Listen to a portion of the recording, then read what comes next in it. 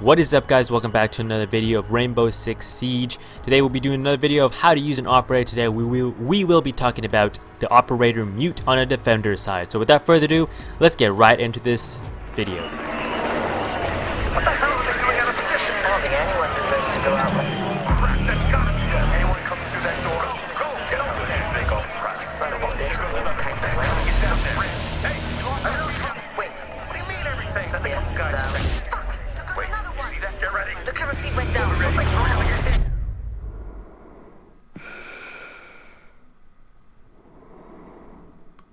So like always, we're gonna start out with his loadout. First off, who is mute? Mute is an operator on the defender team. He has the ability to mute or jam the frequency of the drones that come in to search for the hostage. Now, before we get started, let's look at his loadout. First off, his primary weapons. First is a shotgun, and we have the MP5K.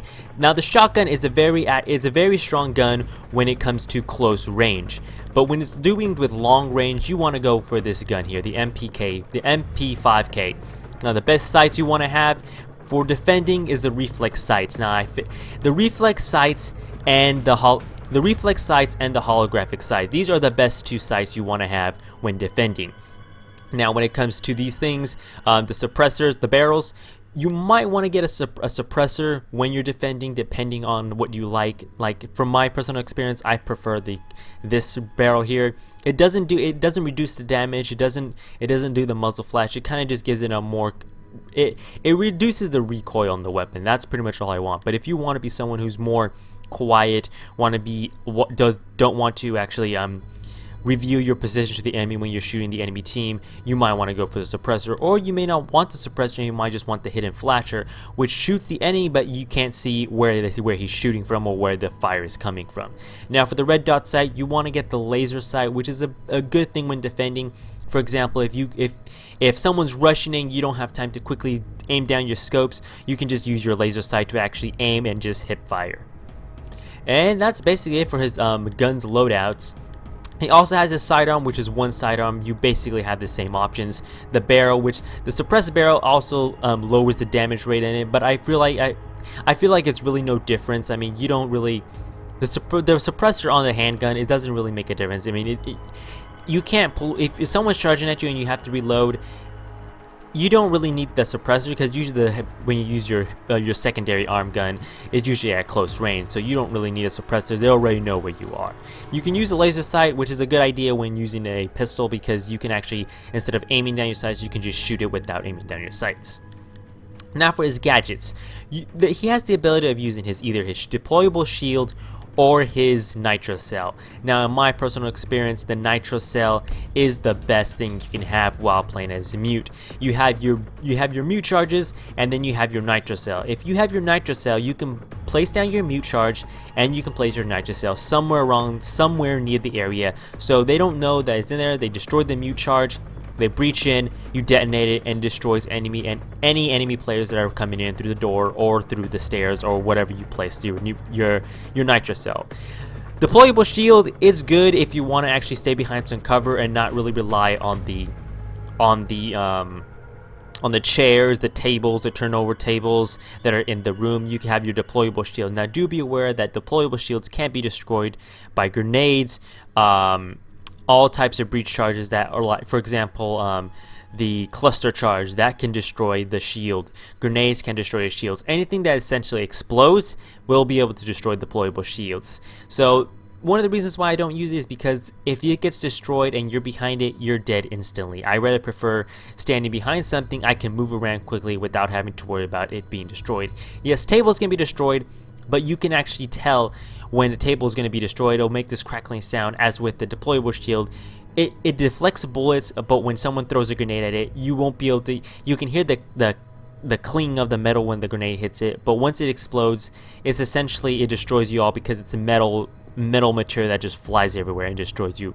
As with the wooden areas or the wooden tables, if it blows up near you, you may just get wounded and you may be able to revive yourself, depending how close you are to the grenade.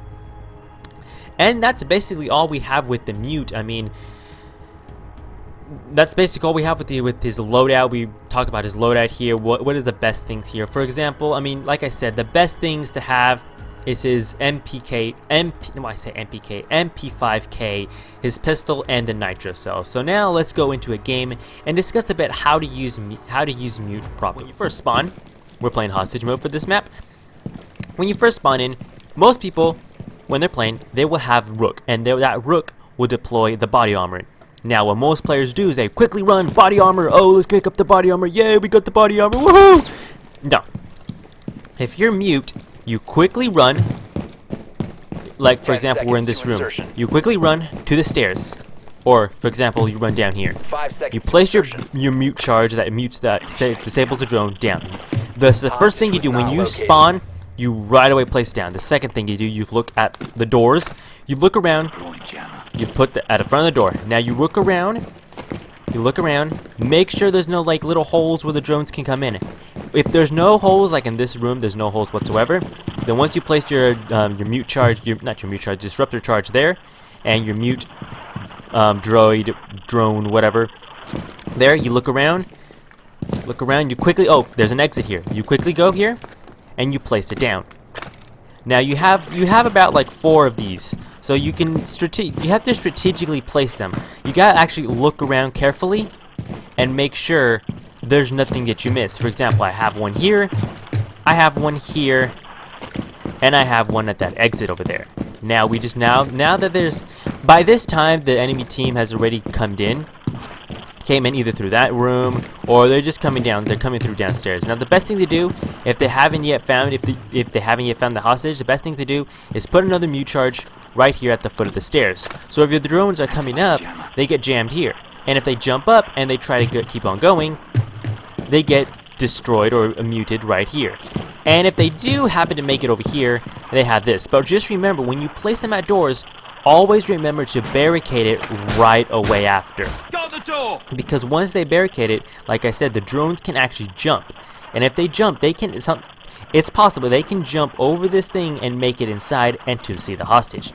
Now if you barricade it, there's no way they can jump. It's just that little hole down there, right there, that they can only go through, and once there's a jammer there, there's no way they can go through. But do be aware that when they are breaching, there's no way you can.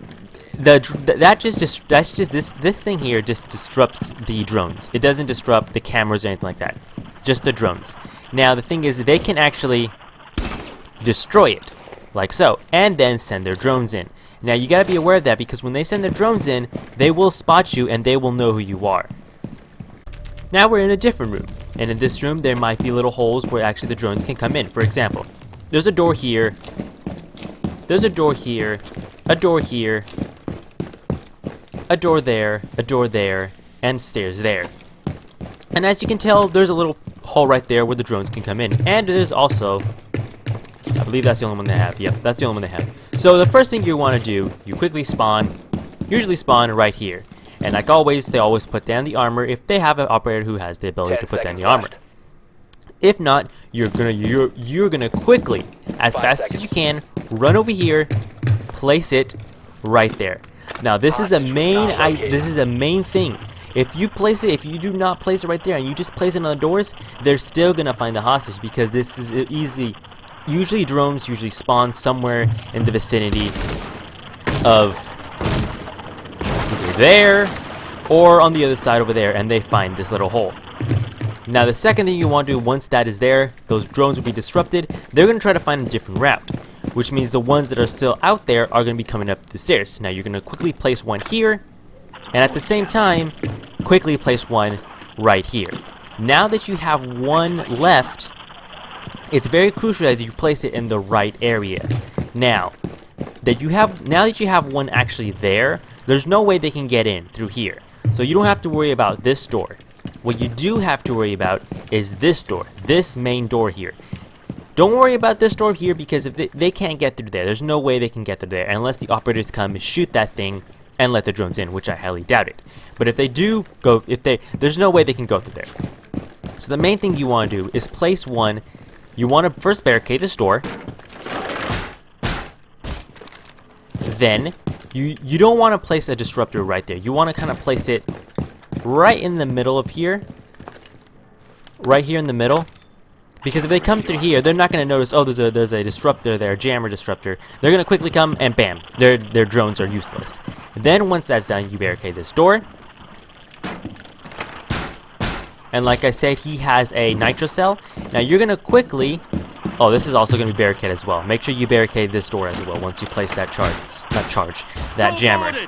Once this is barricaded and everything's been barricaded and all the fortifications are up and the players are all set up, you are going to quickly, now that since we're in this room, you are going to place your nitro cell. You're going to place your nitro cell. I was going to place it up there, but actually no, because then if you place it up there and you blow it, the hostage is dead. You're going to place your nitro cell, bam, right there. And because listen, if you listen carefully, you can slightly hear this nitro cell. But what's covering it up is the jammers, the jammer sound. So they won't be able to hear it. So what they're going to do is they're going to quickly shoot this, hit it, or destroy it. They're going to rush in, and when they do rush in, bam, you ignite the charge, and they're dead.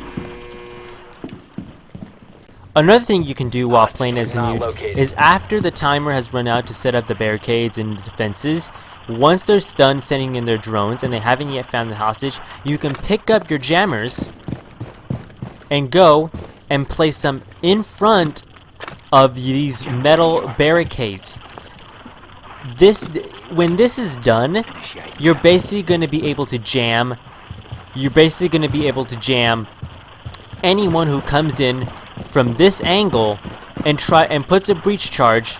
For example, if I was to place a breach charge like this right here, let's see if this works. If I was to place a breach charge right there, oops, okay, maybe not. Okay, if I was to place a breach charge right there, the jammer will basically jam their C4 or any of that breach charge that Thermite has or any other of the operators have. It will basically jam it to the point where they're not able to breach this wall until they get rid of the jammers here.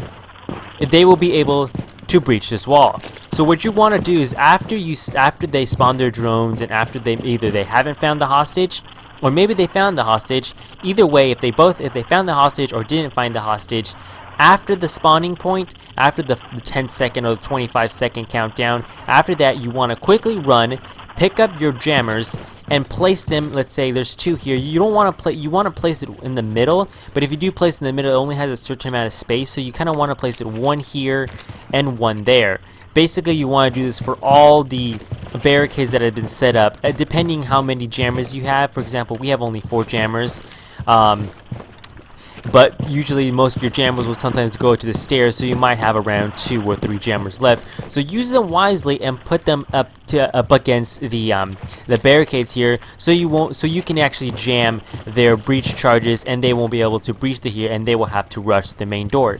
And when they rush to the main door, you have a more advantage of actually being able to defend rather than having them breach through here and come through here and go through there. You have a more sense of protection if you have jammers there and they can't breach there, and their main only access is through that door and that door, or any door depending on the situation. So there's not much to discuss, not too much to go through with mute. All you gotta know is that quickly place your charges once you spawn your jammers. For example, I'm trying to place this jammer here. Now remember, you can't just place them anywhere. Once you place them down, it'll give you this red little circle indicator, which means that's the area of that's the range of the jamming frequency. So anything that comes within that range is going to get jammed slightly. The closer they get into the jammer, the more they're going to get disrupted, and their drones will be inoperable.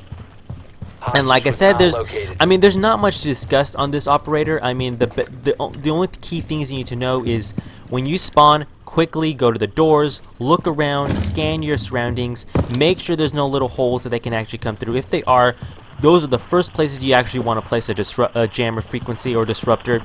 Like in here, this one here is actually coming from the roof. They drop down and they come through here. Now this one, you want to place it clearly right there. That's the first place you want to put it.